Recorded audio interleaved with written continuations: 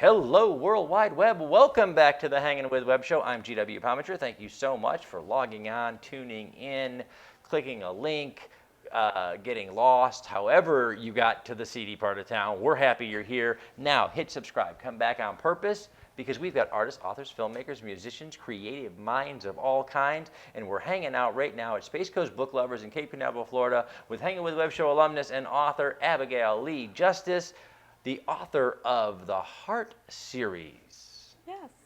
Awesome. Abigail, Hi. thank us hanging with us again. You. Thanks for having me It's, back. it's been, what, 2 years? I think it has. It yes. has. Yes. And you've been very busy. Very busy. Yes. Very busy.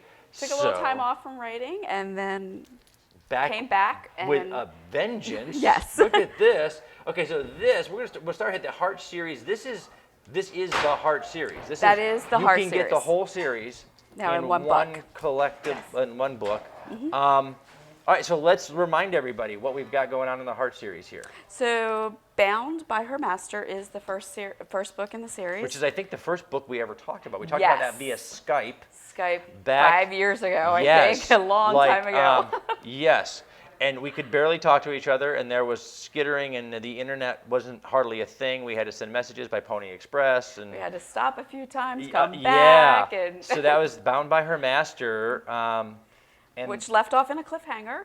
And then we went into Second Chances, Okay. which finished up book 1 and book 2 of the main character's story. Okay. And then I rolled into book 3, which is Taming His Submissive, which is his sister. Which, as you'll find out, they're all a little kinky in their world. They all like no. they all like a little bit of. For those of you who don't remember and haven't seen the original interviews with Abigail Lee Justice, Abigail writes BDSM romance novels. Yes, and so, I also write LGBTQ. Q. There's a lot of initials. Yes. There's initials, and it's just everybody, and that's the birthday present. Yes, Which is my lovely. Look at that. I love these little things. By the way, I yes. did a short story like this, and it was just awesome. I love pocketbook romances that you can just put in your purse, read them while you're, on a little break. You don't have to get a big, huge novel like this anymore. You can get them like this. That's So right. And you know what? You can get this big, huge novel or the little pocketbooks. Yes. You can actually get it on your little device. Yes, you can. See, you can carry it around with you all the time. So Taming His Submissive it finishes out the main character. Main character, yes, Okay. but now we're going into book 4, 5, and 6. Okay. Which will be encompassing the brother and his parents. And now this is the spin-off. This is the spin-off, the Mafia series, which you will Okay. find in book 1 and 2, why the Mafia, his best friend, is so integral in their friendship and how they met. And he also has his kinky tendencies and found his submissive, but you'll find out that the submissive in this book is also friends to our main character. So they all coincide, and my other series, which is the Menage series, which I don't have here today, also curtails off of all of these books. Okay, so you're writing. Most of these are all in the same universe. These are all crossover crossover, except for my paranormal. We love to have vampires and dragons and things like that in here, but you can't. Really, these guys don't even need vampires and dragons and stuff. They are extremely busy. Yes. They really don't have a lot of time for all the vampires and stuff. Nope. Not vampire chasing this week. Not this week. They're chasing after their submissives is what they're doing. These guys are very, very busy. All right, so let's kind of remind everybody. Let's rewind and tell everybody what drew you to writing these kinds of stories. So I live the lifestyle, and it was easier for me to write about something that I was passionate about. Not having to do a lot of research about the lifestyle, because when you live it, you know the rules and regulations and the protocols that go along with being in the lifestyle. So it was much easier for me to. And we do want to remind everybody, guys, that you read these books, whether you start with right out of the New York Times list and you go to the 50 Shades of Grey, or you come over here and you're getting into really deep. Abigail goes into a lot of really deep detail. And when you read these books or whatever, if this is something that you find intriguing or interesting or whatever, please do your research. Yes, Please it's very do your important. research and learn as much as you can, because it is. It can be dangerous. It can be rewarding, it can be fulfilling, and it can be dangerous. Correct. And correct. you really would rather it be the former rather than the latter. Correct. So please do your research, please do your homework. We would also remind everybody that this is mainstreaming this kind of literature. Has been a long time coming and a very difficult road. So it has been, but if you look back maybe to 50, 60 years ago, this was already out here with the story of Sleeping Beauty. They all have that. Well, we remind our Comic-Con audience all the time that they actually shut down Wonder Woman. Yes, because of the BDSM elements that was in it. And her lasso and the way the lasso of truth. Yes. Actually, right down to the he was a stickler for detail in the drawing. So a lot of the knots that were shown in is shibari knots. Shibari knots. Right. And when they finally called him on it, he literally giggled because it was there on purpose. And but it was something that the sensibilities of the time just kind of put that over there. Yes. And today, it was taboo back then. And today you find that as Freud wrote, there's nothing unusual except for the lack of. Correct. And so as society reaches that point, have you found the sales of your books and the enjoyment of your books has increased as people have gotten a little more open to? I think once they learn that this is an actual real lifestyle, that it is not fantasy and it's not make-believe, then they're tending to buy more because they want to learn, they want to explore, they want to experience. And with today's areas of different clubs and things like that, you can do that in a safe environment. Whereas 40, 50 years ago, we did not have the type of environment that we have today. No, and social norms did help with bringing that together. And when a social norm back then pushed something underground, it was very difficult to separate safe from unsafe. Correct. Because it's all so taboo that it's not like you can ask somebody, hey, is this place good or is this place good? Right. Now we're all strict into vetting, and we actually get to know our people that when they come in, we want to know who you are. We want to know a little bit of your background, and that's how we vet people. That is awesome. It's all word of mouth. There's a lot of different social medias out there that you can get involved in. So do your homework, do your researching.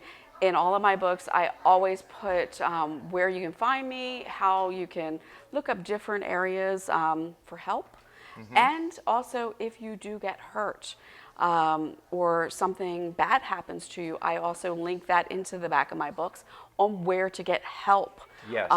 If something has happened to you within the lifestyle. Well, and because as we put, it's very important to do your research. It's very important to find people that you trust, and it's very important to get the facts about the environment that you're in. Yes. And when something goes wrong, or you see someone doing something wrong. Correct. It is. Speak up. You have to police yourselves. Yes. And if you don't, nobody's going to. So speak up, like you said. You are your own voice. Yes. And you have to be proactive for yourself to protect yourself everything and everyone. Everything that you read from the submissive point of view, from the dominant point of view, everything you read, in reality, it all comes down to everything is a choice. Correct. And you can say no at any point. That's right. And it's all goes to negotiation, communication, and having that voice. It's sort of like life. Yes. Sort of like any interpersonal communication you have. And so now you also, again, like you said, you like to write a little bit of fantasy. Yes, Okay. yes. I've hit into the vampires and the dragons. Vampires and dragons, oh my. And she-wolves. Vampires, she-wolves. I got tongue-tied. I didn't even know where I was going there. Okay, so from over here to lifestyle to fantasy. Yes, yes. Bit of a leap. It was a huge leap. But if you remember back, I leaped from cookbooks. Yeah, that's true. That is true. If you look back at that first interview, we did talk about that. She went from cookbooks to BDSM. Yes. And nobody saw that coming except for Mickey Rourke. Just Oh, nope, they're too young to know They're- what I they- just said. I They was have gonna no say, they idea don't what I just know. said. But Yes. yes, and now to fantasy. Yes. Yes. But I've taken the lifestyle into the fantasy, Which is interesting. Which you can do, and that's the neat thing about it. Very interesting that you say that, because early on, again, 20 years ago, when the lifestyle wasn't as prevalent in the popular imagination as it is today, the fantasy life, there are fantasy lifestyles. There are vampire clubs. Yes. There are people who kind of celebrate their fiction in a huge way, and they were bringing the lifestyle into the They were fantasy. merging the They were two, merging yes. the two, because it was kind of the only place to find it acceptable at that time was in a fantasy environment. Correct. So it's interesting that you would do that in I a fiction environment. brought it back into where they could merge together. That's and be themselves, and that's what this is all about. She-wolves and vampires. Yes. Now, okay, I get she-wolves, I got vampires, I get that, and how it meets Abigail. Okay, I got that. Dragons. Dragons, yes, fire-breathing dragons. Fire-breathing dragons. Okay, so I know how vampires and she-wolves, I can do the math, find their way into Abigail's imagination. How did dragons get there? It was after, I will be honest, it was after reading another author's dragon series. And Okay. it pulled me in. I had never read anything about dragons, but it actually pulled me in. So weren't classically like a dragon fan or anything? Nope. Or it just- Never a paranormal fan. Never Never paranormal? No, never paranormal at all. Which is interesting, again, because of the lifestyle and what you write. It's interesting because we often talk in fiction classes and places that we go and do conferences. We often talk about the fact that some of our classic fantasy monsters, vampires and werewolves in particular, are the product of the outsider. And in a lot of cases, that product, all the way through Anne Rice and everybody else, that product is the sexual outsider in many, many Yes. cases. That's where those stories have come from. So you brought it back around. I did a And full somehow circle. managed to bring dragons to the party. So, bitches, the party's on now.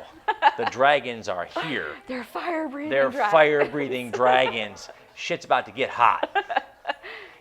And we're going to leave it there, okay? All right, guys, we've been hanging out with Abigail Lee Justice, good friend and Hangin' with Web Show alumnus, the author of the Heart series and Birthday Present. Yes. As well as other and sundry. We're going to drop those links down below. Abigail, thank you so much. We want to thank our partners and our friends at Krypton Radio, Famous Faces and Funny, Space Coast Comics, J. Bauer Art, the Cogler Emporium, Embellish Effects, and the Foxwood Wine Company, as well as our great friends over at Hearts Helping Others of Central Florida. What an amazing charity.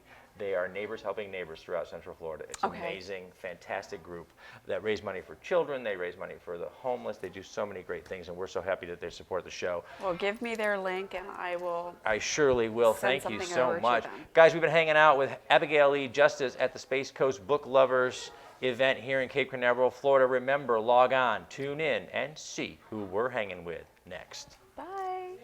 Thank you so much. Thank Abigail. you. Thank you. Awesome. I will. That gets I'm- easier.